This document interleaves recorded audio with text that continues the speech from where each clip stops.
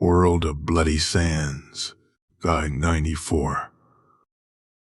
Worme, Eastern Ultima Segmentum, Nuceria, Robut Guilliman, Lord Commander of the Imperium and Imperial Regent. It had been 1 year since the start of their voyage. They had been to 2/10 of their planned destination so far, and were approaching a planet named Nuceria. The traditional map of the Imperium divided the galaxy into 8 broad sections, divided by lines that extended out from Terra, thereby creating 8 triangles of galactic subdivision. Knowing what he did know about chaos, he decided that was probably a poor idea, and instead used the Eldari map to plan his future actions.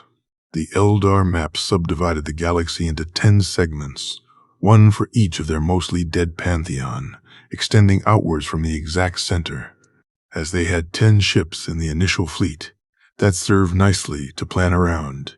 They were traveling around the middle in the circle, about halfway between the center and furthest reaches, and every 10th of the trip would have one of their ships split off from the main body.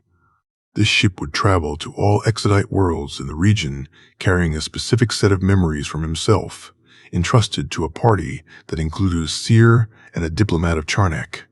The memories were divided into 3 sections, one of the future of the Eldar as he knew it, the other as his plans for a new polity in the southern, outer, and middle rim of the galaxy, and the last of his knowledge of Isha and her imprisonment. Included would be the Codex Administratum and the Codex Lingua. If the Exodites started to expand early, they would have a resource to call upon for managing the humans that lived in the star systems around them. It was presumptuous to assume they didn't know how to rule already, but the redundancy never hurt. And it would help him unify the states later on if they used a mostly consistent system of governance. Then finally was a set of documents from him. One was simply a series of plans that detailed how expansion might go in those regions, and his notes on what was present there already in general terms, aiding his future allies in their own expansion, and a firm request to link up with other Exodite worlds on their own and spread the message further. If all went well, the worlds that the message was sent to first would already be working together by the time the initial voyage was over. That would make this business far simpler. He couldn't be everywhere at once, so he would have to delegate all he could for the initial expansions. He would correct and standardize them later. The initial hodgepodge of various cultures of Exodites would serve as the start of something he could work with, like a farmer, spreading his seeds to as much of the field as possible to begin with, only to use the first harvest to hire workers to plant straighter and straighter rows as he developed. The last document was a simple letter, a letter from him, to be read out in their courts by the messengers. A letter that leveraged all he knew of dictation, of persuasive writing, of his dreams and nightmares of the future, and of everything he was willing to do to stop them. He could not be there personally to rally them to his banner. He would have to hope this would be enough. If it was not, he would have to conquer them. He wasn't about to let anyone die due to inaction. He had a galaxy to save, which meant a galaxy to unify. A second letter was penned, but it was mostly prophecy rather than detailed plans of expansion. It was a document that called for the unification of humanity and the coming of the Emperor and his children. The secondary letter was to be copied and given in bulk to every human-majority planet that the Exodite ship came across on their trip to the Exodite worlds in that subdivision. It was short enough to be carved into a column of wraith bone and physically mounted in multiple locations of each planet. It was his hope that this would make the initial unification and expansion easier. Once they had finished that, the ship was to return to Charnak, both to defend it, resupply, and start initial expansion and conquests according to his outlines left at the palace in the hands of world singer Savan.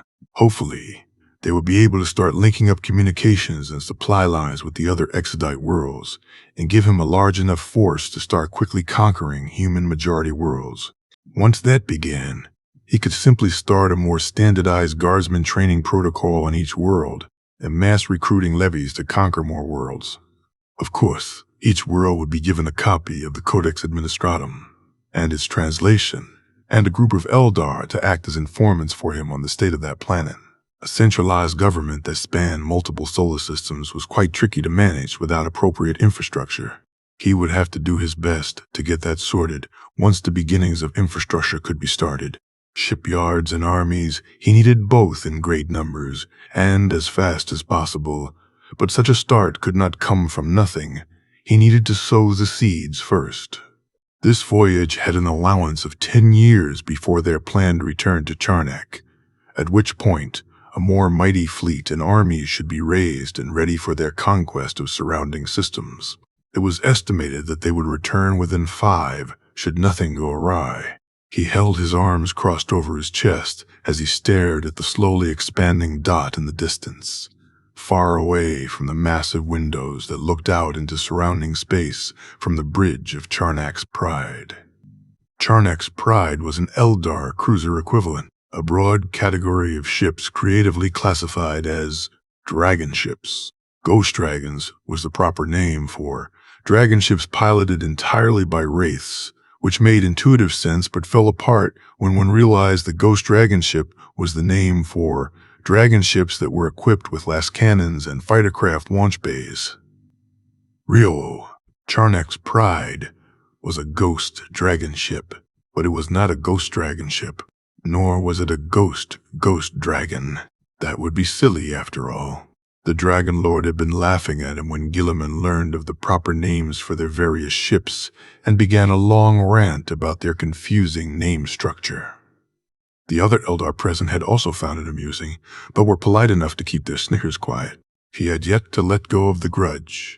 He wasn't sure what his revenge would be yet, but it would be fearsome.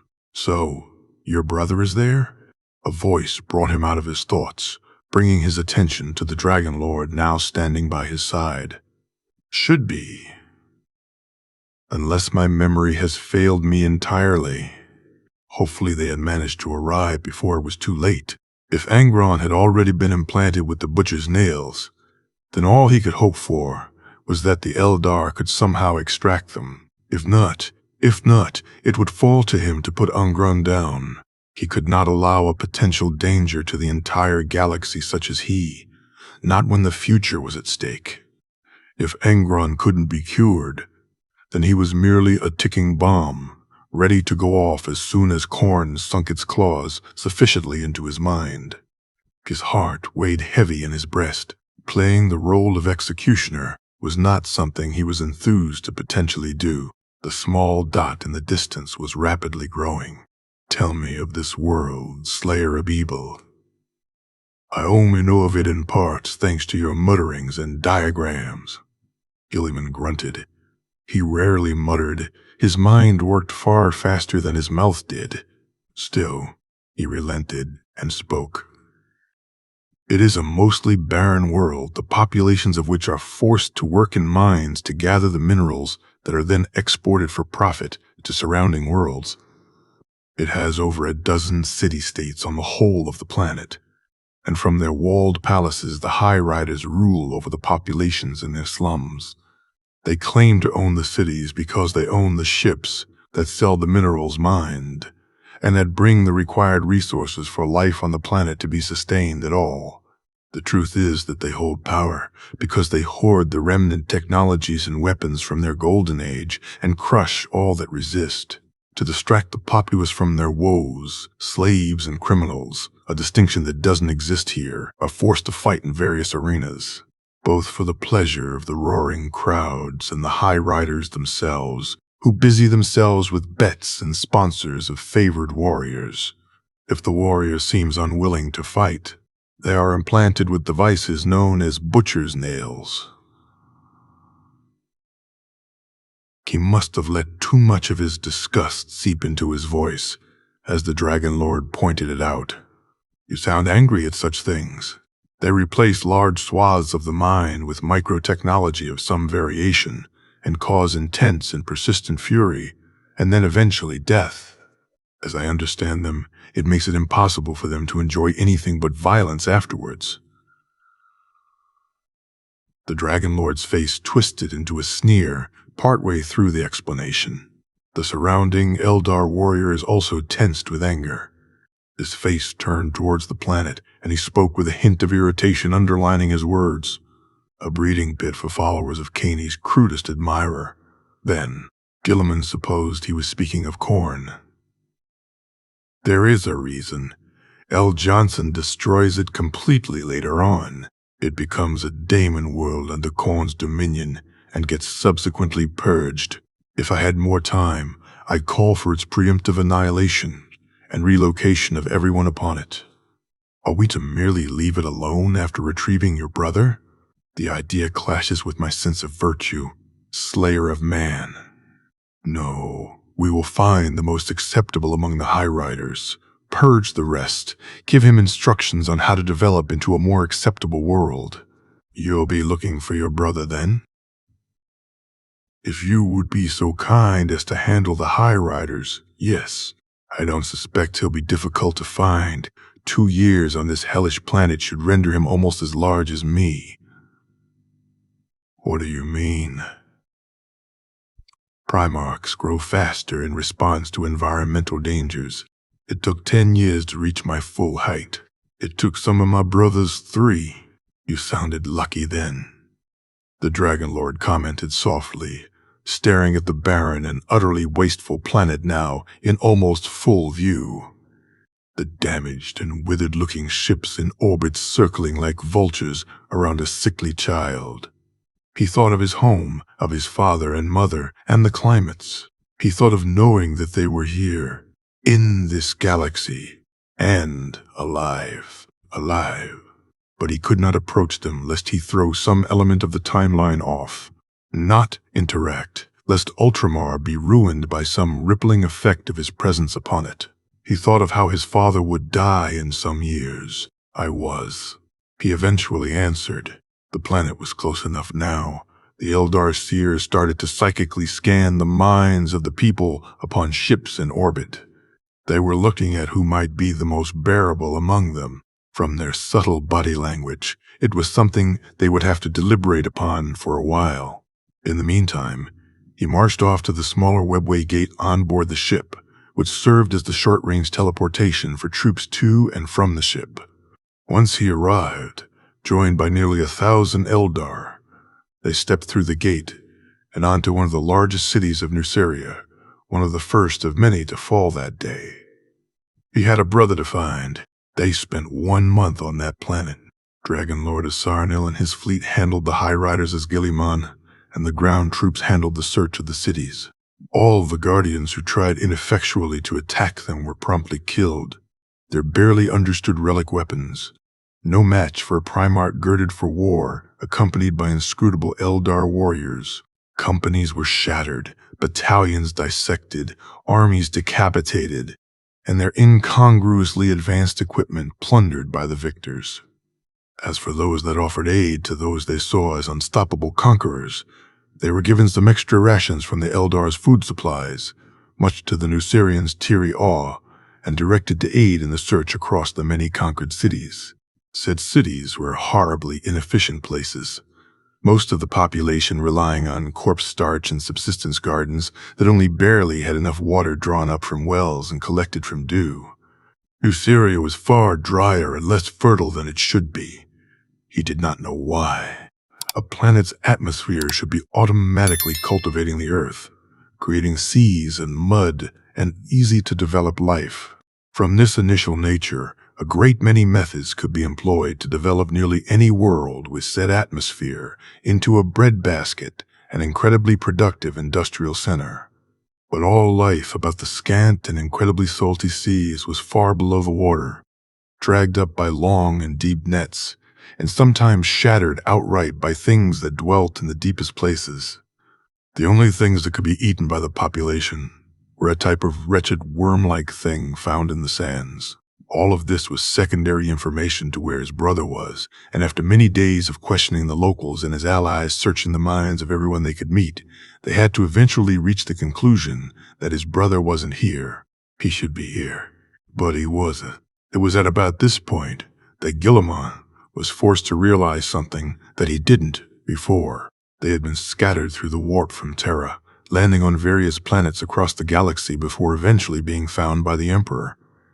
Travel through the warp was inherently inconsistent in terms of time. His brothers didn't all land at the same time. They landed at random points of time in the next century or so throughout the galaxy.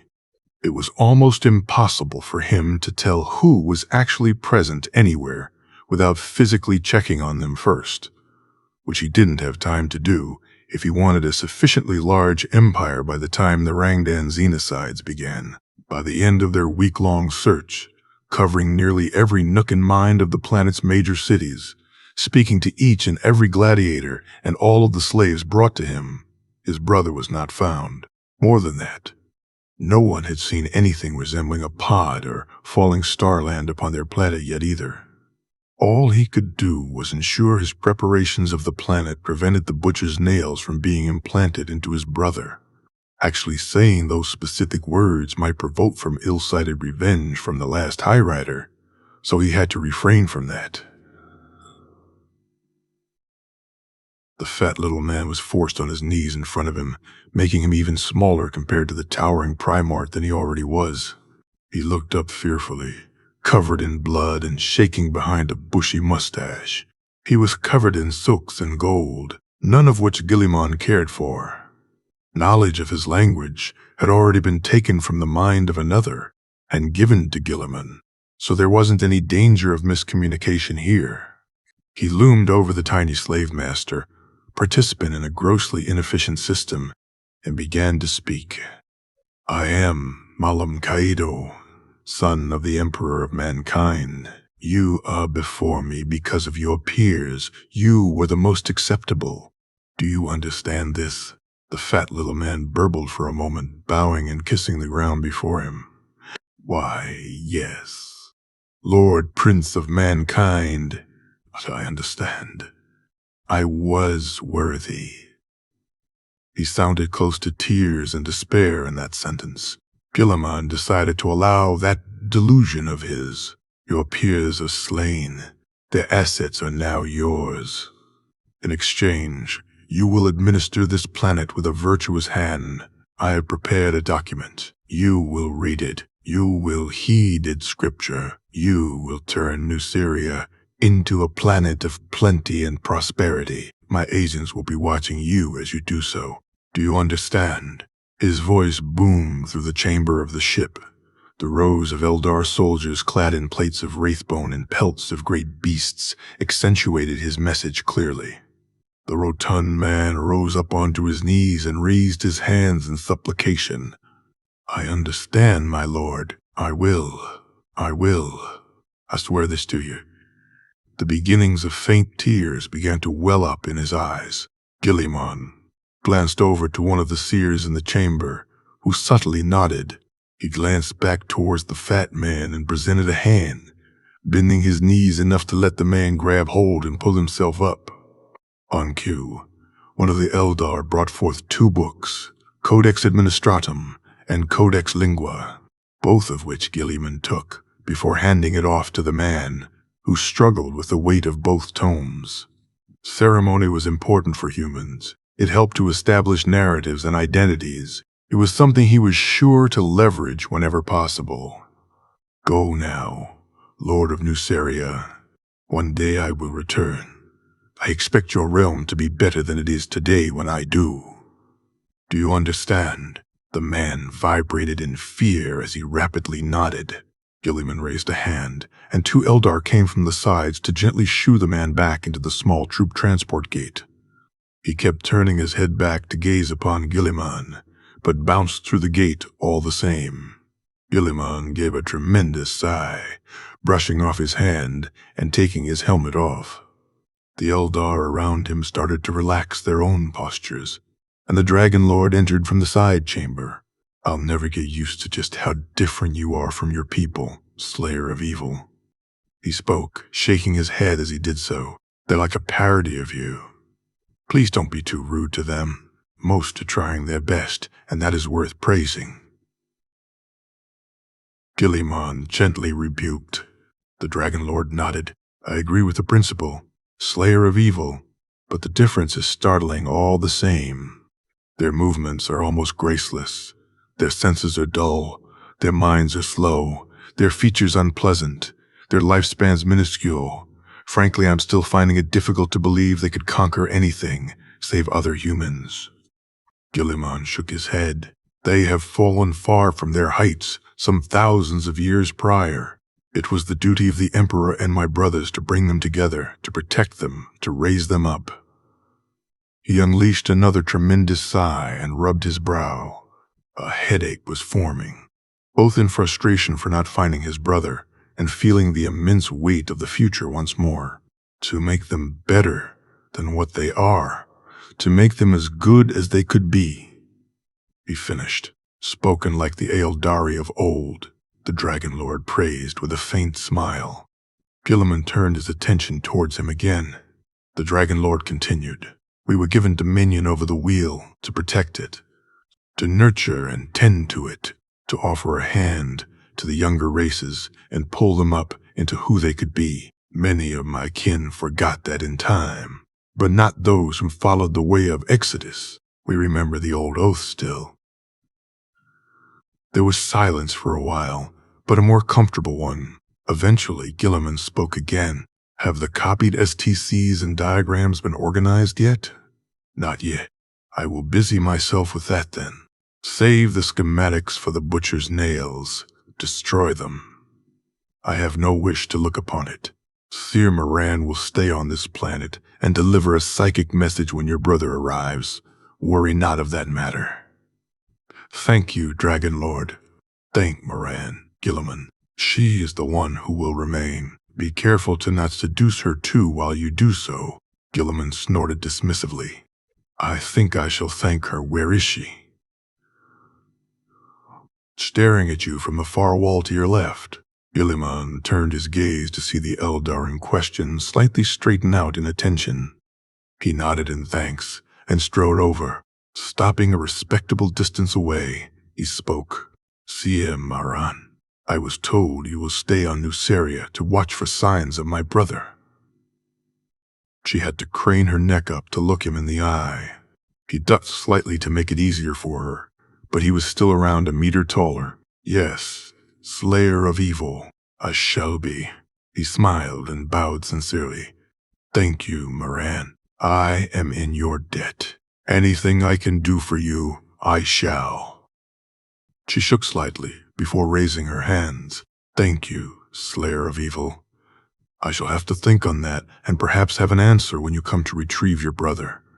I shall endeavor to protect him on your behalf." She spoke the last part a bit louder, passionate about her duties. He had come to find that trait was present in most Exodites, making them refreshing to deal with compared to any of their kin. He rose back to his full height and nodded once before turning back. Striding over to where he was before, he raised a brow at the Dragon Lord. Dragon Lord Asarnil was staring at him in an unimpressed manner. "Lithe. House of Tyrants, 794. 794, Murdy, Eastern Ultima Segmentum, Olympia. Robout Guilliman, Lord Commander of the Imperium and Imperial Regent." It had been 1 year and some months since the beginning of their voyage. 3/10 of their planned destinations had been visited thus far, and they were approaching a planet named Olympia. Supposedly, it was named such for a mountain that was present on ancient Terra, although it was gone by the time he first stepped foot upon the homeworld of mankind. Olympia is a rugged, mountainous world composed mostly of rising elevations and seas.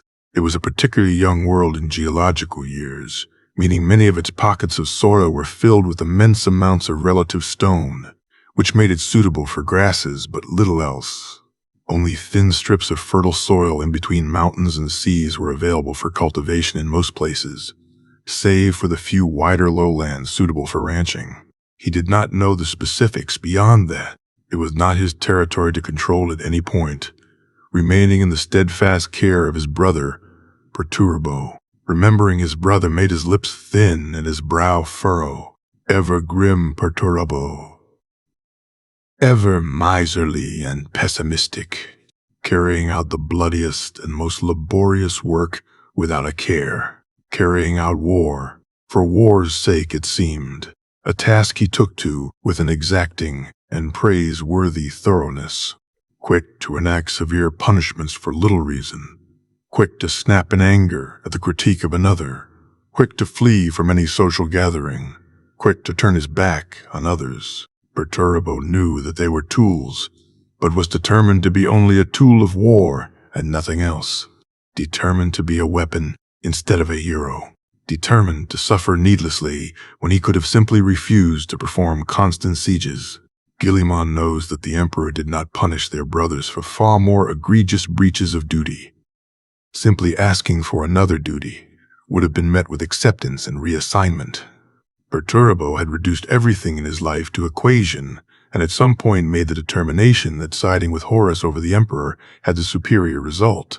Guilliman hoped he could make his, now younger, brother see that there was more to life than flaws and punishments, that his wondrous talents for architecture and invention could be leveraged to virtuous things as well, not just war and death. Guilliman also hoped that Perturbo had already landed, because having to do this entire trip again 10 years from now would be quite irritating, and coming back without his brothers would be something he would be sour over for years. He could be leading a conquest right now, expanding and growing, building his base of operations. He thought this was time critical, but if it wasn't, he would make sure to write a strongly worded letter, carry many copies, and hand it to every Harlequin. Eldar he found from then on. At some point along their trip, a Sarnil had told him of what the laughing mask likely was. Segorach, the Eldar trickster god, and the only one that survived the birth of Slanesh whole and free. Cain, the war god, had been shattered and dispersed. Isha, their mother goddess, had been captured by Nurgle. The rest had been devoured, likely after many unpleasant things had been done to them. The circumstantial evidence aligned well enough for his tastes. He felt no need to pray to a Xeno god, however, so instead he would thank the warp entity by freeing Isha. Isha, as far as he could tell, was generally pleasant for a Xeno warp entity, and rarely encouraged conflict. That meant that her being free and active was unlikely to worsen the situation in the galaxy, for humanity, or Eldar. He was still going to free her regardless. He owed this entire opportunity to that untrustworthy-sounding silver mask.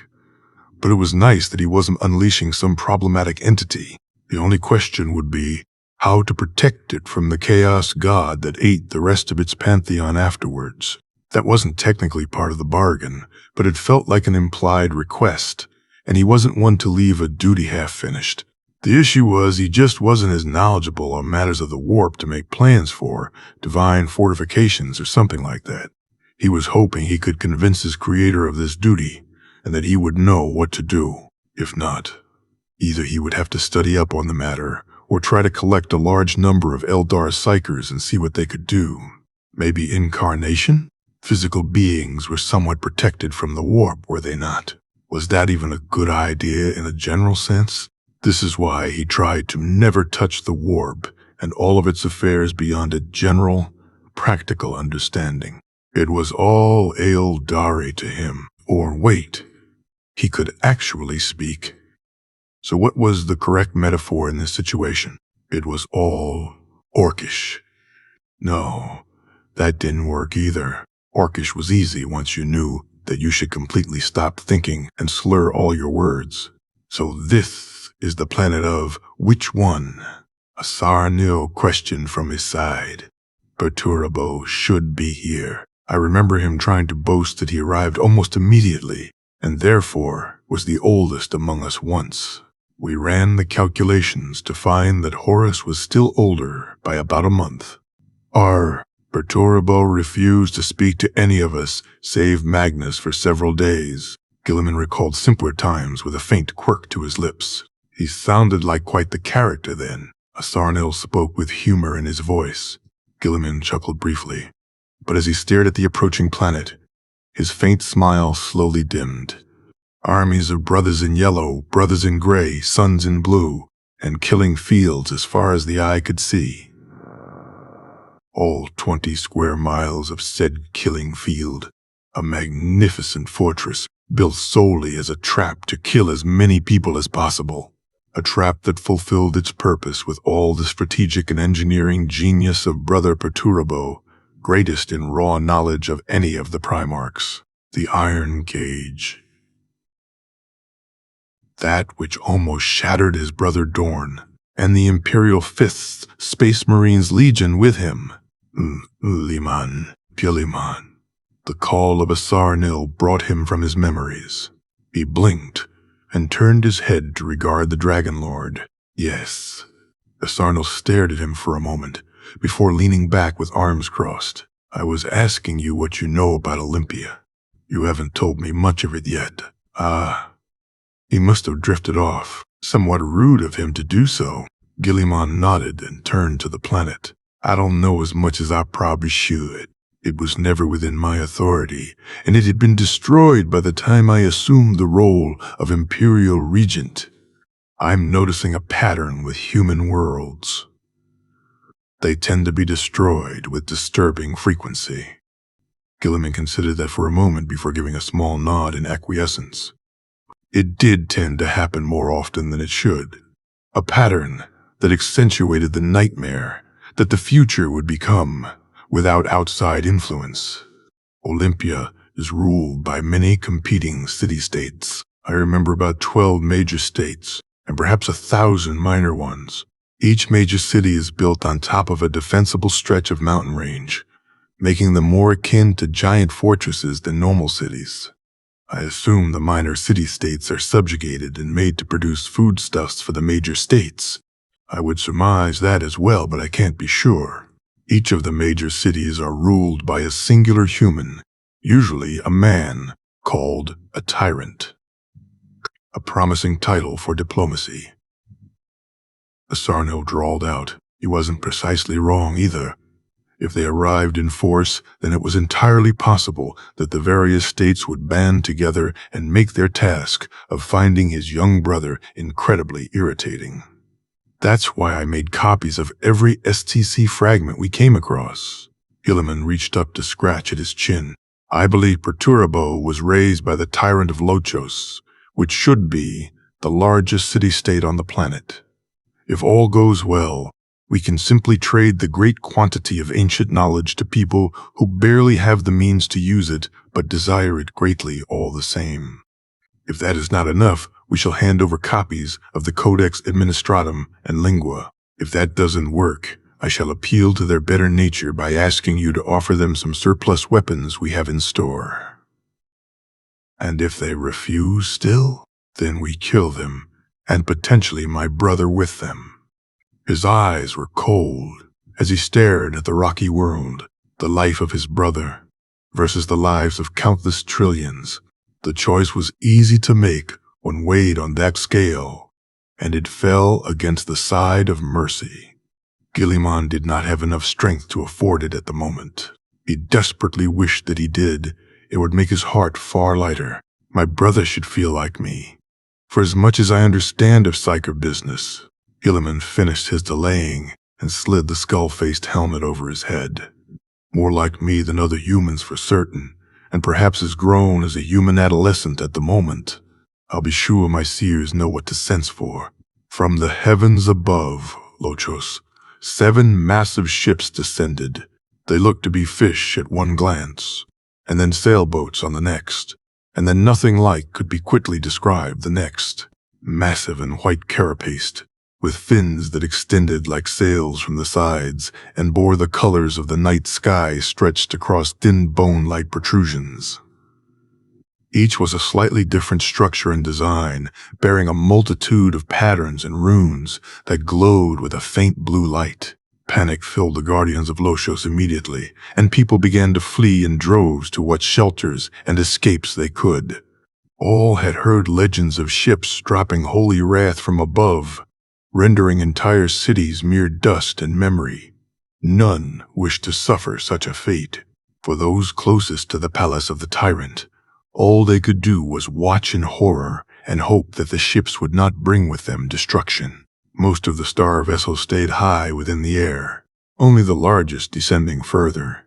5 kilometers of chitinous danger loomed over the city, casting the entire palace and much of the surrounding area into deep shadows. It grew closer and closer, until it was within range of ballistae and other weapons of siegecraft. Finally ceasing in its descent, a series of hatches on its belly began to pull apart like the legs of a great armored arthropod. From this chasm in the belly of the bone ship, a figure fell. It looked like a man from a distance, but as it approached they began to realize with dread that it couldn't be. No man was that large, that grand in scale. No man was. Boom. It was too late. The man had crashed into the courtyard in front of the tyrant's abode, sending forth a great rumbling boom that echoed throughout the upper city district. A great cloud of dust and debris burst forth from the landing site, and all guardians of the palace readied their weapons with shaking hands and sweat on their brows. The dust began to settle. The figure in the center rose to full dread prominence, a giant. Its visage was a holy corpse. It carried arms of burning gold.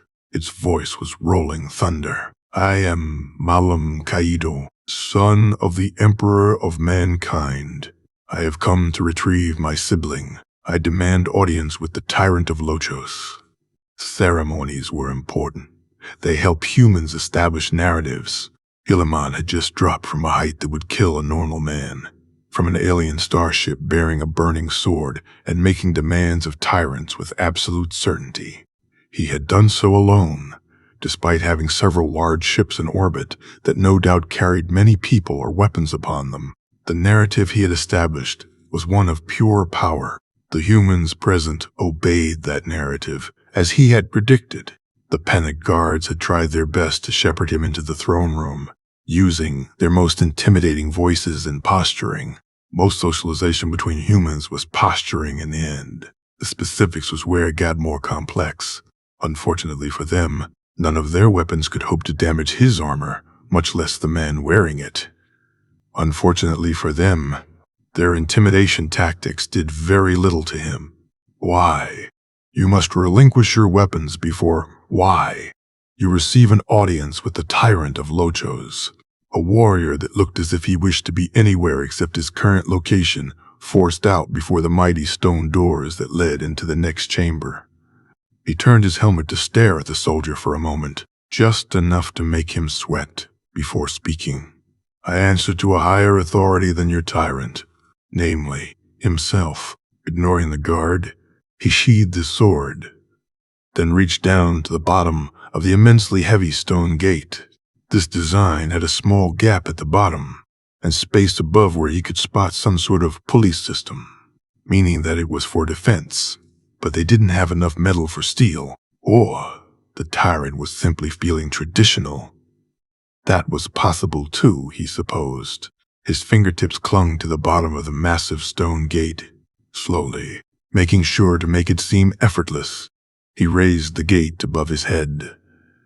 As it rose, he could see the look of horror slowly growing on the face of a man on a petty stone throne. That was most likely the tyrant he was looking for.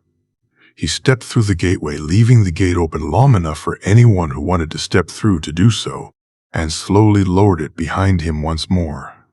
There was no need to break anything after all. That would be quite rude. The stone gate set down again. He turned and stepped forwards. Each gentle stride seemed to force the tyrant to withdraw more and more, until eventually Guilliman's presence in the center of the room seemed to drown out all other authority. Tyrant of Lochos, I have come to retrieve my sibling. Prophecy has led me to this place. You have them. Release them to me. Why? Your sibling? The tyrant fearfully questioned. Yes. Roughly 2 years prior, my siblings were scattered from their home by the hands of a foul spell. One of my brothers landed here on Olympia, a child of prodigious mind and rapid growth. Slight recognition entered the eyes of the tyrant, but also confusion. Why? Your brother? No, I don't have your brother in my halls. Do not lie. Guilliman did not need to shout. The statement was threatening enough coming from him. The tyrant raised his hands and exclaimed quickly, panicked gestures and wide eyes as he did so. It's true a supernaturally gifted child came to my care, but what? It wasn't your A new voice disrupted his focus on the cowering tyrant. Guilliman turned his gaze to the side of the chamber, one of the many doorways that led deeper into the fortress-like palace. In the doorway were 4 figures, 2 boys that bore no semblance to Perturbo, a normal human girl, clutching at the hem of her brother's shirt, and a girl standing in front of all 3, despite their attempts to push her behind them. A girl of roughly starting adolescent age. She had dark brown hair, shortly cropped and brushed back on her head. She had light blue eyes that glowed with a willfulness that bordered on arrogance. It was the seemingly perpetual frown and sullen glare that was most familiar to him. The person before him looked like Perturbo's daughter. But Perturbo should still be a child himself right now, of roughly the same age. He stepped over, reaching the small girl almost instantly with his massive gait. Fear entered her eyes, but her glare remained, and her hands balled into fists. He knelt, still too tall to be on eye level, but far closer than he had been. He reached up with his right hand and slowly removed his fearsome helmet, revealing eyes that were almost the same shade of blue. He needed to get a good look at her, and the eye holes of his helmet were not useful to that aim. Setting his helmet down, he slowly reached forward to take hold of her chin, gently nudging her face around to look at her features from multiple angles. How old are you, girl? 2. The child answered immediately, speaking with full confidence and an undercurrent of impertinence. He raised his brows and looked her up and down. You are very big for a child of 2, he commented, unsure of what to make of his current situation. Your prophets are bad. She spoke suddenly, confusing him for a moment. He blinked at her, and she continued, if they thought I was a boy, your prophets are bad. He was the prophet in this situation. The third thing she said to him was, saying that he was unskilled. The first 2 were one-word responses. Guilliman knew beyond a shadow of doubt that this was Perturbo at that moment. Yes, they are. I shall have to get new ones, he eventually replied, rising up from his crouch to stare at her. The punishment for bad prophets is stoning, she dutifully repeated. Her blank glare very much added to the effect of her words. I see. Are you ready to go, sister? The word felt alien at the end of his tone, especially when looking down at a child that should be definitively male at the moment. Was Perturbo always a female? No, that wasn't right, was it? Okay. She sounded slightly unsure, utterly unlike Perturbo at that moment. The wrongness crept up through his body, even as he slowly withdrew his sword to point at an empty spot in the room. It burst into flames for a few seconds, alerting the eldar on the ship above to activate the short-range webway gate. A glowing green hole in reality opened before them, showing rows and rows of white-clad soldiers. In the far distance of the hangar, he checked for the signal of the seers. A distant nod. He sheathed his sword and lowered a hand to the child. His sister. The alien sensation followed him as the little girl grabbed hold of his pinky and followed him into the webway gate. Morose Blood Dite 794. M38. Eastern Ultima. Segmentum. The Sharnax Pride. Robot Guilliman. Lord Commander of the Imperium and Imperial Regenta. I thought you said you had 19 brothers. The dry voice of Asarnil spoke to him quietly, nursing a cup of that spiritual wine of the Exodites. Taking a small swig, he lowered the glass and continued. But unless my measure of humanity is entirely off, that seems like a female child. I know, he ground out, nursing his own glass of the same wine. A somewhat persistent headache had developed yesterday, and it continued to plague him even after he got some sleep. He suspected it wouldn't go away for quite some time. He sipped the glass again, tasting the sweet and salty liquid caramel, and did his best to alleviate his resurgence of worries. The drink did very little. In the distance, handlers of the Exodite dragons carefully watched and steadied their great beasts as his little sister, apparently named Petra, scurried about their talons and teeth and investigated the strange new creatures with scowling curiosity. The beasts, apparently well used to such, laid about like massive guardian warhounds, letting her push and prod their scales and claws without complaint. I was operating under the assumption that all things barring my presence would be the same. Why? But now I see before me direct evidence against that assumption. Now all the plans I have are in potential ruin, and it's possible I shall lead all of you to your deaths, and the galaxy at large to its doom. He wanted to throw the glass in his hands to the floor, but stopped himself just in time. Hands shaking slightly with nerves, he forced himself to calm and gently set the glass down on the nearby table instead. You were brought here by Sigurach, correct? Sarnell suddenly questioned, deep in thought. Guilliman nodded idly. As far as I understand it, yes. The Eldari gods are not like gods of lesser races. The Eldari hold mastery over the immaterial, its secrets are known to us, and that in turn influenced our pantheon. Sarno began to work out his thought process. Our gods were not the disorganized storms of chaos, nor the inferno of your once future father. They were precise, deliberate in domain and capability, limited. Where is this going, Sarno? Guilliman questioned, suddenly focused on the Dragon Lord with greater intensity than before. Art, creativity, deception, mockery, punishment, and stealth. Those were the domains of Sigurach. None of those include mastery over time and resurrection inherently. He is a trickster god, a sinister god, a laughing god. In order to act, he must act within these patterns. Are you saying that he is mocking my efforts? A slow fury started to build in him.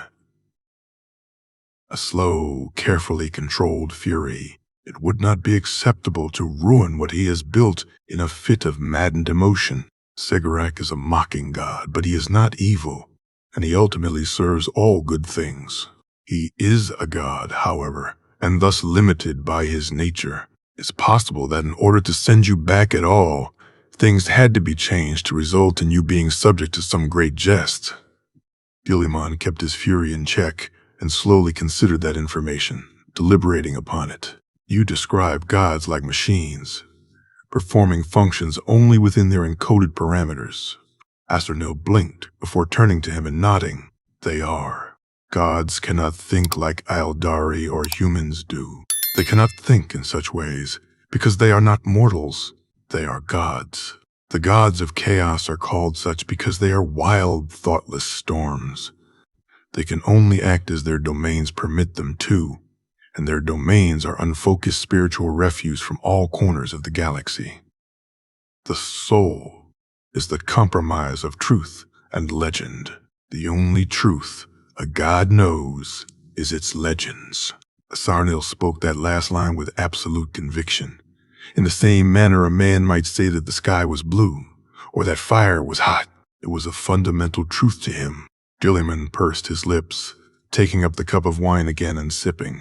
Was this the wisdom beyond trappings of divinity that the Emperor beheld? The wisdom that was behind immaterial religion, that in turn was behind the sciences of man, that in turn was behind primitive faiths of stones and fire. The wisdom at the end of all thought. Machines made out of faith, programmed by legends and stories. Oh, science and religion were not opposites. They were the same once one reached the realm of gods. Reality, as dictated by belief, What a truly bizarre realization. He almost loathed it. So in order to give me this opportunity to set things right, to rescue his fellow god and ensure his people survive, it had to be in the form of a jest at your expense, some form of mockery, something that can be laughed over but will not disrupt the potential success of your duty. Turning Perturabo into a fae. Guilliman cut himself off and furrowed his brows. No, that's not enough. That's not funny enough. He spoke instinctively, intuitively beginning to grapple with the limited logic of this divine engine. He thought back to the jests that Russ would perform at the expense of their brothers, mostly practical affairs that involved slipping from the tops of staircases or walking into a room full of summoned courtiers. He thought back to the rare moments of stone-like observational wit from Dorn. He thought back to Khan and his layered japes. He would send me back, only for me to realize that all of my brothers are sisters now. I would be utterly baffled by the first for days after, and then, as I located more and more of them, I would grow increasingly weary. He could almost imagine the laughter from a crowd, were this play to be performed in a Macragian theater. Their laughter slowly escalating with his increasingly slumped shoulders and despairing expression. He was here because it was comedy, but everything else would be the same, because the joke didn't work if it was distorted by too much additional information and context. It had to be pure to get the humor across. So if everything else was the same, that was good enough, he declared, standing from the chair and finishing the glass in one pull. It was a joke at my expense, but most everything else remains the same. It's more than good enough for me. It's still more than I could have dreamed for 3 years prior, and I like to think myself capable of handling a jest or two. Shall we stick to the planned curriculum for your sister, or shall I order the servants to alter it? Guilliman considered it for a moment. He rocked his head back and forth in consideration. Perhaps lessons on feminine things. He didn't like how unsure he sounded. It's probably necessary, but I haven't the faintest idea what those entail or involve. After all, he wasn't a woman. Or wait, he supposed the version of himself from this time would be a woman, which was technically accurate, but... He let his features fall into a grim stare. He wasn't the same as he was. This version of himself was a woman, which meant that Ultramar had already diverged from his predictions, which meant it may turn out differently, which may mean his father's death might not be the known and sorrowfully acceptable outcome. He forced himself to inhale and exhale, and exhale. He had many years to think on the matter of interference or non-interference. He did not have to solve all problems immediately. He had time. Even if that time came with a jape attached. He turned to walk over to his sister, now scaling the side of Asarnil's own bonded dragon, a massive, dreadful saurian known as the inevitable jaws of certain death, a predator large enough to maul imperial knights, and armed with scales as thick as armor on a Lehman Russ pattern tank. Claws and teeth the size of spears and swords, rows of bony spikes along a ridge-like back, and a crocodilian visage that cast shadows over its glowing eyes. All Eldar not named Asarnil, he spoke to, called the massive beast Deathfang for short. Where? His sister was currently inspecting the bottom of its foot with a frown. Where's home?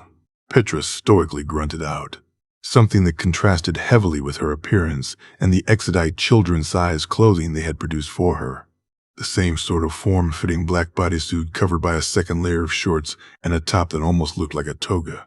Layers of loose cloth over an initial form-fitting layer seemed to be the standard wear for Eldar. She was wearing 2 of the littlest feathers from Deathfang's crest in her hair, pointed up and behind her ears. Currently leaning over the map between the 2 of them, her glare at the wide array of dots and letters would send most into chuckles. He was wary of potentially setting her off like Perturabo always did when he was in the presence of laughter, so instead he hummed and reached out to point at 2 spots, Terra and Charnek.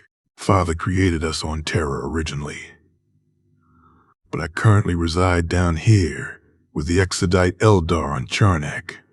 There was no point in trying to dumb down his words or situation to a primarch. They learned far faster than humans did, and Guilliman knew that he himself never appreciated it when he was younger. Why? Soon, Father will begin a conquest of the galaxy, as will I. Starting from two places simultaneously will make the jobs faster and easier than if we both started from the same place. Why was I on Olympia? Because an evil spell picked up the primarchs, what we are, and scattered them through the galaxy. Father and I are looking to reunite all of us, but we have different ways of doing it. Why? Because Father does not like the Eldar, but I don't mind them. He paused and raised a hand. Well, no, I don't mind the Exodite Eldar. There are 3 types of Eldar: Dark Eldar, Craft World Eldar, and Exodite Eldar. Father doesn't like any of them because of what the Dark Eldar did. What? Our kin in Kamaris created a demon god that ate most of our old gods, some of which we liked. Sarnil commented from a small distance away. They performed so many evil spells that they made a giant storm where our homeworlds were. He spoke in High Gothic, the language that he and Petra were currently speaking in, one that was ingrained in her by her instincts as a primarch. Guilliman had taught him over the course of the last 2 years. He was interested in learning. Petra stared at him for a long few seconds. He slowly raised a brow, not flinching in his staring contest with the small girl. Your voice is ugly now. Change it back. The words came out like a blunt but very soft hammer. Asarnal staggered back, exaggeratedly clutching at his chest in mock pain. Guilliman chuckled a bit, catching a tiny smile briefly coming to life on Petra's face before being smothered once more. She turned her gaze to the map again, before looking up to the void sky above. The interior of Charnak's Pride's Bridge were lined screens that showed the projections of the world surrounding them through psychic cameras of some sort mounted on the exterior of the hull. Her gaze locked on one particular spot in the sky. He furrowed his brow before turning his gaze to the map again. She was looking at. Oh, you can see it, she whispered, staring at him intently. A complicated expression was on her face. She could see the maelstrom that was chaos at its current strongest. She could see it in all of horrid malignance. No wonder Perturabo was so grim, with that always in his attention. I know what you're looking at, but I cannot see it with just my eyes, he gently corrected. Her features twisted into a sort of half despair and half joy. It was an expression he didn't like on her face. It's called the Eye of Terror. It's where the old Eldar worlds were, and where the demon gods are. They are evil things, and you shouldn't listen to anything they say. She looked down at the map, her fingers curled on the table. Why can I see it? He wasn't sure, but he had a reasonable estimation. Each of the primarchs has a special power. Special power? Bray. He nodded seriously. One of us has wings, another can see the future, another heals fast. All of the primarchs have a special ability. It might be that yours is being able to see things I cannot. You can make your sword on fire.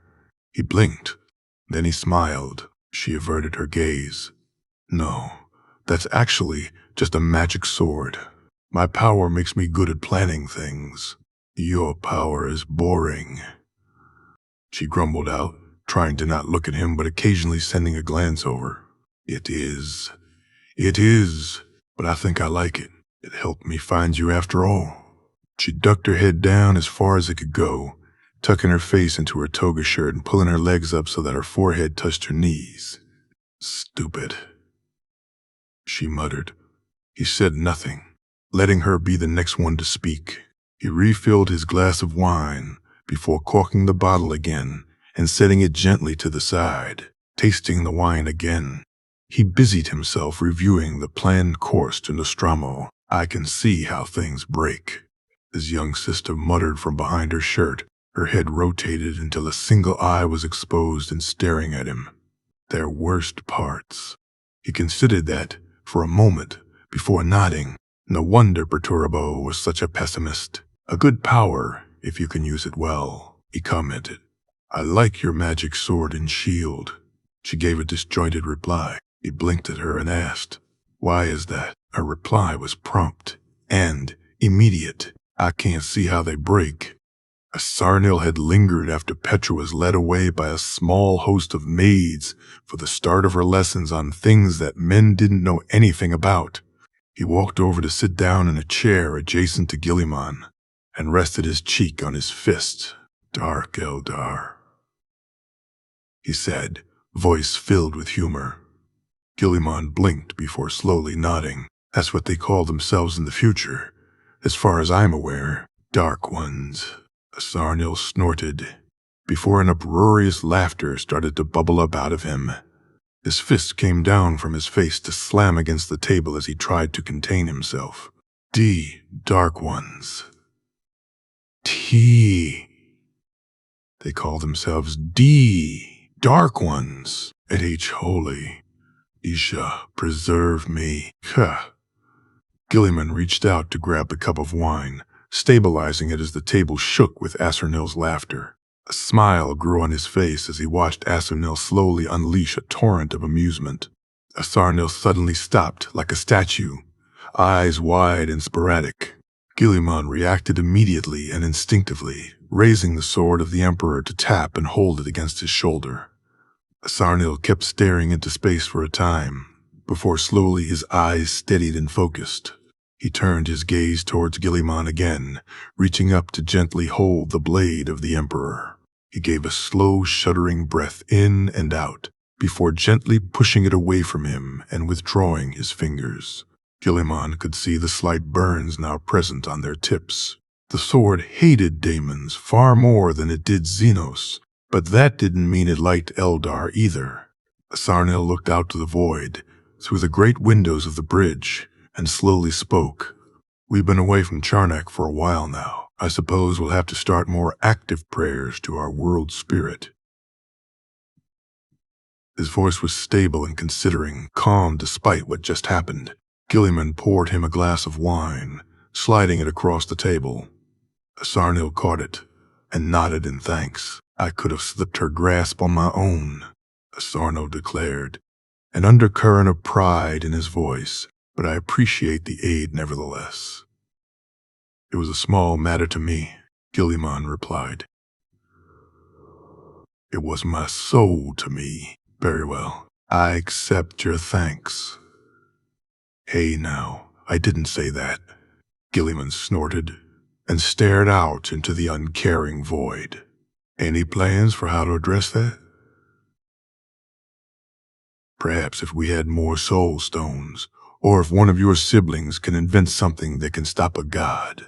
The best solution we have currently is being within the protective presence of our world spirits.